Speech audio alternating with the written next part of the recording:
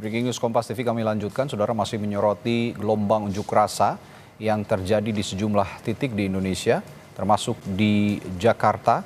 Kita lihat visual yang Anda saksikan di layar kaca ini adalah visual terkini dari depan gedung DPR RI Senayan, Jakarta.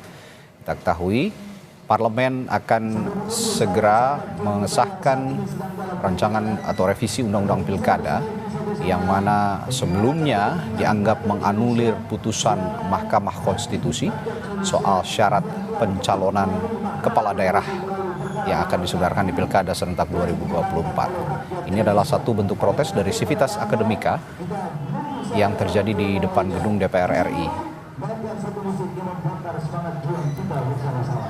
Sejak pagi, saudara, masa pengunjuk rasa sudah berangsur mendatangi depan gedung DPR RI Senayan, Jakarta. Sementara di dalam, rencananya pada pukul 10 pagi ini, revisi Undang-Undang Pilkada akan disahkan setelah tadi malam rapat di Panja atau Pansus, revisi Undang-Undang Pilkada di Badan Legislasi juga sudah menyepakati Undang-Undang Pilkada ini direvisi berdasarkan kesepakatan mayoritas fraksi yang ada di DPR RI.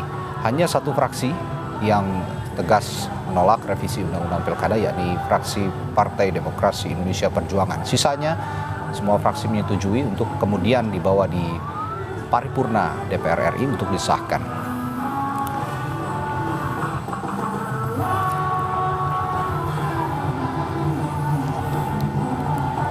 Sepertinya masih ada kendala di dalam ruang sidang DPR RI sehingga rapat paripurna belum juga dimulai karena anggota DPR RI yang diwajibkan untuk hadir dalam rapat paripurna DPR RI ini belum memenuhi quorum atau belum memenuhi syarat untuk pengambilan keputusan rapat paripurna DPR. Sudah ada jurnalis Kompas TV Tifal Solesa yang memantau sejak pagi di gedung DPR RI Senayan, Jakarta. Tifal, selamat pagi. Ya, Radi. Ya, Tifal. Ya, Radi. Baik, Tifal, kabarnya sidang ditunda karena belum quorum. Fraksi mana saja yang belum datang atau belum hadir di rapat paripurna DPR RI pagi hari ini? Sebetulnya kalau ditanya soal fraksi secara kasat mata, saya sudah melihat beberapa fraksi yang sudah ada. PDI Perjuangan yang menyatakan penolakan, sebagian anggota sudah ada di sini. Okay. Kemudian dari Partai Amanat Nasional, Partai Gerindra, Partai Golkar, Nasdem juga terlihat. PKS tadi saya lihat ada Adam Bajatun. Kemudian dari fraksi P3 ada Ahmad Daido, wakil ketua Badan Legislasi DPR juga sudah tiba di sini. PAN juga sudah ada dan beberapa fraksi juga sudah ada. Namun karena jumlah anggota ini masih belum sesuai dengan kesepakatan atau juga aturan yang haruskan pengambilan keputusan ini sesuai dengan quorum, maka tadi Dasko Ahmad selaku pimpinan sidang atau rapat paripurna hari ini menyatakan bahwa sidang ditunda untuk kemudian dirapatkan kembali ke Bamus untuk melakukan penjadwalan berikutnya. Itu yang saya dengar dan saya cermati tadi oleh Dasko disampaikan dalam rapat hari ini, dan langsung ketiga pimpinan dan beberapa anggota meninggalkan ruang rapat paripurna. Tadi sedikit banyak saya juga sempat mendengar ada tepukan tangan tadi dari beberapa anggota, masih butuh konfirmasi lagi tadi itu siapa, namun itu terdengar cukup jelas di telinga saya yang memantau dari balkon ruang rapat paripurna DPR RI pada hari ini. Ini juga menjadi dinamika yang menarik sesungguhnya karena di tengah banyaknya penolakan atas revisi Undang-Undang Pilkada ini, ternyata di dalam ruang rapat paripurna juga belum sampai pada kata-kata, meskipun kemudian pada faktanya di Badan Legislasi DPR RI hanya ada satu dari total 9 fraksi di DPR yang menyatakan penolakan atas revisi undang-undang tersebut. Nah, visual yang Anda lihat sekarang adalah gambaran dari keadaan ruang rapat paripurna di gedung antara dua DPR RI pada hari ini. Kosong, banyak kursi yang kosong untuk saat ini, namun beberapa anggota DPR masih terpantau berada di dalam ruangan ini. Kalian secara kasat mata ada Budi Satriojiwandono dari Gerindra, kemudian Edi Suparno dari Partai Amanat Nasional, lalu ada anggota fraksi PDI Perjuangan Arya Bima, dan juga beberapa anggota lainnya. Ini juga masih harus kami konfirmasi lagi bagaimana tindak lanjutnya setelah ini dan mekanismenya akan seperti apa, apakah akan tetap diupayakan pada hari ini nanti atau penjadwalannya akan berpengaruh lagi akan diubah ke agenda atau di tanggal yang lain atau di hari yang berbeda. Ini masih butuh konfirmasi lebih lanjut lagi. Ya, dengan keterangan belum quorum itu tadi sehingga rapat paripurna DPR RI ditunda dan mungkin akan kembali dibahas di Bamus lagi untuk kemudian ditetapkan jadwal berikutnya untuk rapat paripurna sehingga memenuhi quorum ya begitu, sehingga rapat paripurna untuk mengesahkan rancangan atau revisi Undang-Undang Pilkada ini bisa segera dilaksanakan. Nanti kami akan perbaharui lagi, Tifal, informasi dari Anda. Sementara ini, terima kasih. Kita akan bergeser ke Yogyakarta, tidak hanya di Gedung Senayan Jakarta, Gedung DPR RI Senayan Jakarta. Ada juga aksi unjuk rasa yang digalang Civitas Akademika dan juga mahasiswa di Yogyakarta. Kita akan pantau kondisi paling akhir dari sana. Ada jurnalis Kompas TV Michael Aryawan yang memantaunya dari lapangan. Michael, sejak pagi tadi sepertinya mahasiswa sudah memadati Universitas Gadjah Mada ya.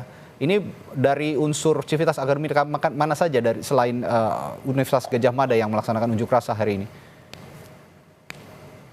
Ya, selamat siang Radi.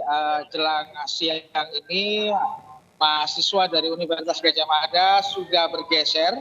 Mereka sudah meninggalkan kampusnya dan tempat kami melaporkan saat ini Radi untuk Anda berada di Taman Parkir Abu Bakar Ali. Nah, Taman Parkir Abu Bakar Ali ini adalah titik pertemuan seluruh mahasiswa Yogyakarta yang menggelar unjuk rasa mengawal putusan MK terkait revisi Undang-Undang Pilkada. Nah, di tempat ini, Radi, selain mahasiswa dari UGM, kami juga memantau ada mahasiswa dari UII Yogyakarta, kemudian ada dari Universitas Negeri Yogyakarta, kemudian Universitas Pembangunan Nasional, dan sejumlah fakultas lainnya yang memang juga turut serta dalam aksi mengecam DPR RI terkait dengan revisi Undang-Undang Pilkada kemarin. Demikian, Radi. Ya, baik. Kami juga akan nanti perbaharui lagi informasi dari sana, Mika atau Michael Aryawan dari Yogyakarta. Terima kasih sementara ini dan kita akan kembali berbincang dengan analis politik dengan Mas Aan Eko Widiarto. Selamat pagi jelang siang, Mas Aan. Selamat pagi. Ya, selamat pagi. Ya, Mas Aan, ini gelombang unjuk rasa yang memang kita bahas sejak pagi, revisi Undang-Undang Pilkada yang banyak dinilai ya sebagai akal-akalan begitu ya, dan banyak sekali publik juga yang resah atas tindakan politik atau kalau tadi dibahas karakter politik seorang anggota dewan yang mana hanya misalkan satu fraksi saja yang tidak menyetujui revisi Undang-Undang Pilkada. Sejauh ini apakah gerakan aksi hari ini bisa mengubah apa yang sudah diputuskan dalam rapat balik dan nanti siang ini akan disahkan di paripurna, Mas Aan? Ya, demonstrasi atau unjuk rasa yang pagi ini secara serentak ya, baik melalui datang ke lapangan, ke jalan-jalan, turun jalan, kemudian lewat tulisan yang marak di media massa. Ini adalah suara rakyat ya. Kita kembali kepada hakikat demokrasi. Demokrasi adalah pemerintahan yang berdasar pada suara rakyat atau pemerintahan oleh rakyat. Maka dari itu ketika rakyat bersuara seperti yang dilakukan pada pagi hari ini adalah suara murni yang memang harus didengar oleh penguasa, harus didengar oleh pembentuk undang-undang, harus didengar oleh Presiden dan DPR. Kalau diabaikan suara-suara rakyat ini sebagai pemilik kedaulatan, maka ini akan berbahaya dalam konteks penyelenggaraan negara. Rakyat sudah distrust terhadap penguasanya. Penguasa itu dalam konstruksi ilmu negara itu mendapatkan kekuasaannya dari mandat rakyat. Jadi yang memegang kekuasaan itu, kedaulatan itu sebenarnya rakyat. Kemudian dimandatkan, diserahkan dalam bentuk kekuasaan kepada penguasa untuk menjalankan pemerintahan dan melindungi hak-hak rakyat. Oke. Nah, ketika rakyat sudah seperti ini, ya tidak ada lain sebenarnya bagi pembentuk undang-undang, ya khususnya Presiden dan DPR, untuk menghentikan proses sebenarnya. Jangan sampai ini berlarut terus-menerus, sehingga malah akan kontradiktif dengan mandat yang sudah diberikan oleh rakyat kepada penguasa. Oke. Pengabaian terhadap putusan Mahkamah Konstitusi dikhawatirkan juga dapat memicu terjadinya krisis konstitusional yang pada akhirnya akan berdampak pada legitimasi Pilkada 2024 itu sendiri. Anda juga punya pandangan seperti ini, Mas An? Ya, dan itu juga sudah disampaikan. Jadi Mahkamah Konstitusi itu dalam putusannya, di putusan 70, itu sudah clear menyampaikan bahwasanya kalau sampai tidak ditaati putusan mahkamah yang orga omnes ini, maka nanti mahkamah sebagai lembaga yang punya wewenang untuk melakukan ya penyelesaian sengketa perselisihan hasil pemilihan umum, termasuk di dalamnya pilkada, bisa menyatakan hasil pilkadanya tidak sah. Ya. Nah, ini kan akhirnya stuck semua kan begitu kan? Semuanya saling mengunci. Nah, kalau saling mengunci bahayanya adalah apa? Tidak ada pemerintahan di negeri ini. Ya, semuanya akan kacau sistemnya. Ya, tidak lagi percaya kepada konstitusi, tidak lagi percaya kepada penegak hukum. Akhirnya negara kita menjadi setback kembali seolah-olah Indonesia itu belum terbentuk. Ini berbahaya. Ya, lagi-lagi yang dikorbankan adalah pemilih, dalam hal ini rakyat gitu ya. Nah, Mas An, saya berbicara juga soal regulasi. Kita dudukan persoalan ini. Jika memang nanti ini disahkan begitu, revisi Undang-Undang Pilkada disahkan, akhirnya ada regulasi baru dalam Pilkada. Tapi di sisi lain sebelumnya ada putusan Mahkamah Konstitusi soal yang kemarin disengketakan begitu, yang kemarin diajukan untuk merevisi juga sebenarnya Undang-Undang Pilkada. Kalau merujuk kepada situasi seperti ini, KPU harus melihat aturan yang mana atau melihat undang-undang yang mana ketika putusan MK ada lalu juga ada revisi Undang-Undang Pilkada? Ya, kita runut dari sisi perundang-undangan ya. PKPU itu adalah peraturan organik ya. Peraturan Komisi Pemilihan Umum adalah peraturan perundang-undangan organik. Organik dari apa? Organik dari undang-undang.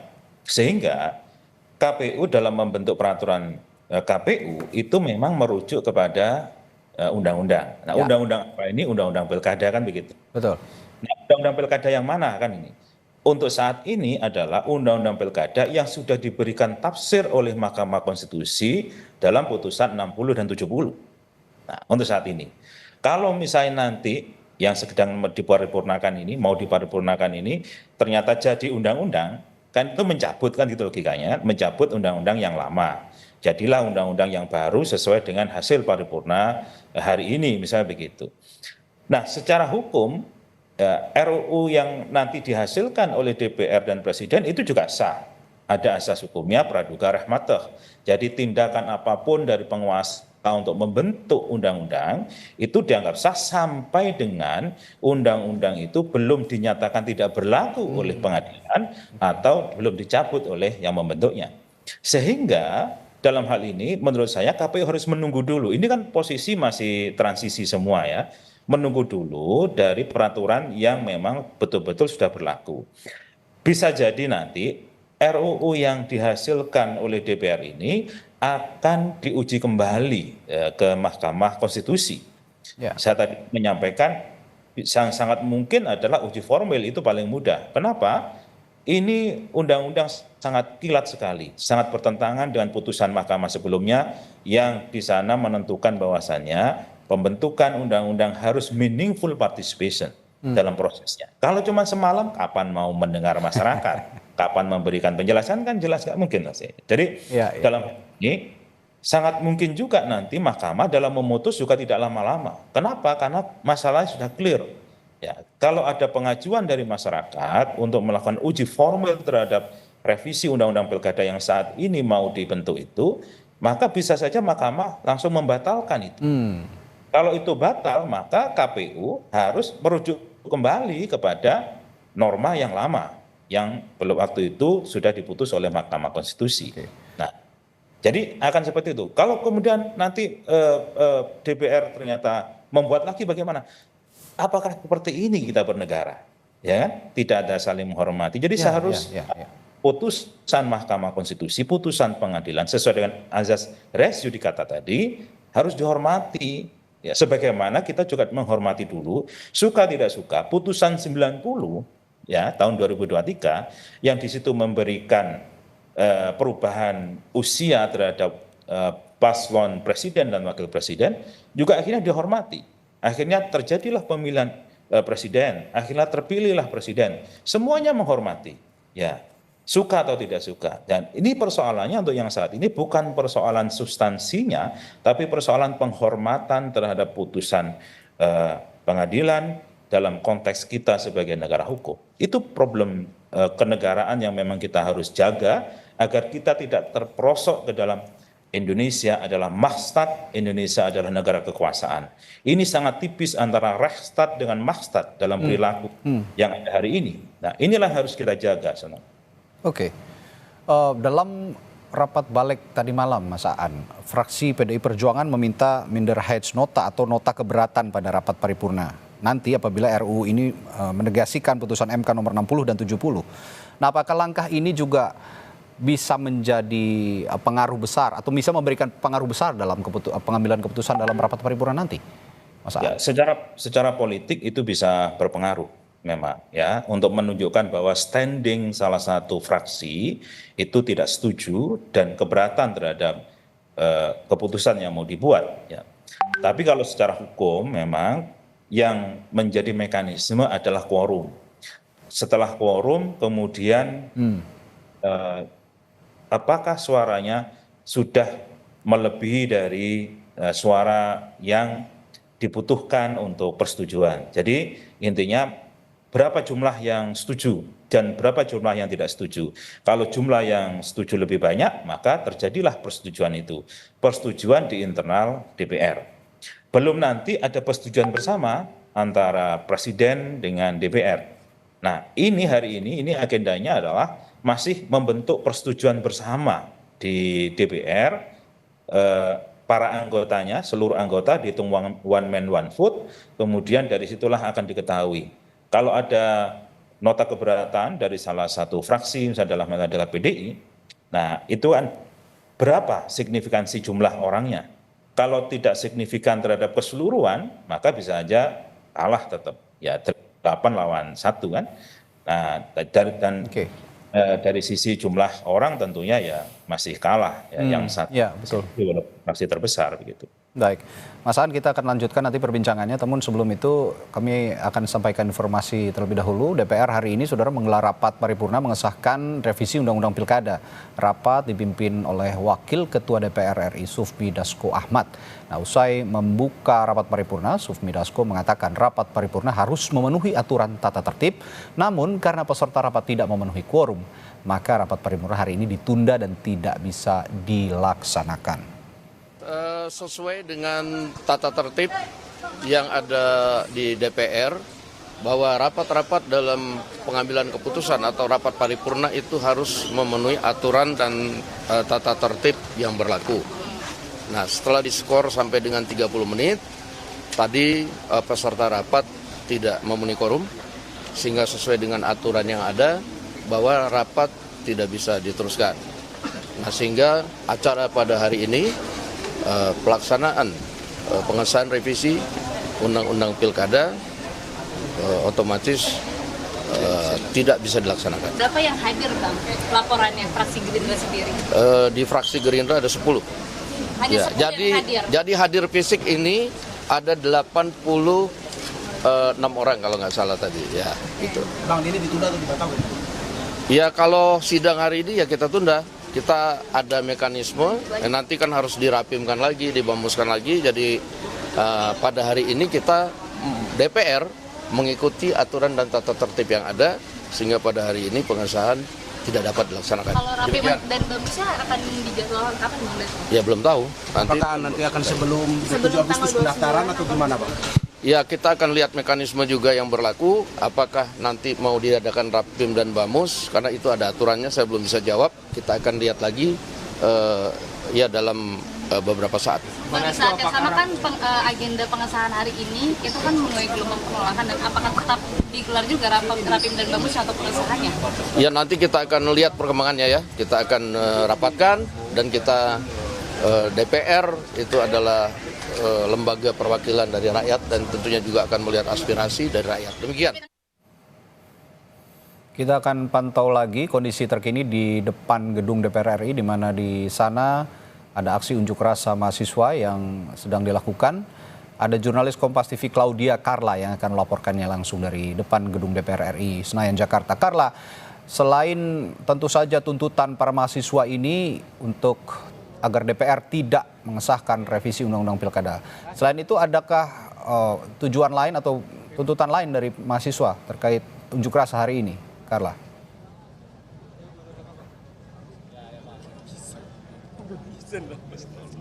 Ya, Radi dan juga saudara, saat ini memang masa sudah banyak yang berdatangan untuk melakukan aksi unjuk rasa terkait dengan penolakan revisi UU Pilkada yang kemarin diputuskan oleh Badan Legislasi DPR RI. Dari pantauan kami, masa mulai berdatangan pada pukul 9:30 waktu Indonesia Barat, dimulai dari komunitas warga kota, ada juga dari Partai Buruh, dan juga terdapat dari komunitas komika seperti Abel, terus lalu Ari Kriting, Bintang Emon. Secara rata-rata seluruhnya melakukan atau menuntut hal yang sama, yaitu terkait dengan penolakan revisi UU Pilkada. Ada juga dari kalangan pengusaha dan juga mahasiswa, Radi dan juga saudara. Salah satunya itu yang ada di belakang saya, Partai Buruh juga ia melakukan aksi unjuk rasa terkait dengan penolakan revisi UU Pilkada yang kemarin diputuskan oleh Badan Legislatif DPR RI. Mereka ada menuntut dua hal, yaitu terkait dengan untuk mendesak DPR untuk tidak menganulir putusan Mahkamah Konstitusi nomor 60 PUU 22/2024. Masih siap berjuang bersama-sama kawan-kawan? Agar KPU paling lambat Masih siap berjuang bersama-sama? 2024 sudah mengeluarkan Sahabat-sahabat sesuai keputusan yang hari ini telah ikhlas mewakafkan waktunya untuk bisa bersama-sama bersatu menyuarakan perlawanan terhadap konspirasi busuk seperti yang hari Anda lihat saat ini mulai disuarakan juga terkait dengan penyuaran-penyuaran saat ini. Kami mau tanya, apa yang akan disampaikan oleh pihak-pihak yang Itu tadi laporan Claudia Carla dari depan gedung DPR RI Senayan, Jakarta, dan kita akan terus juga menginformasikan kepada Anda perkembangan paling akhir dari unjuk rasa yang dilakukan di depan gedung DPR dan juga sejumlah titik di Indonesia, terutama dari para sivitas akademika.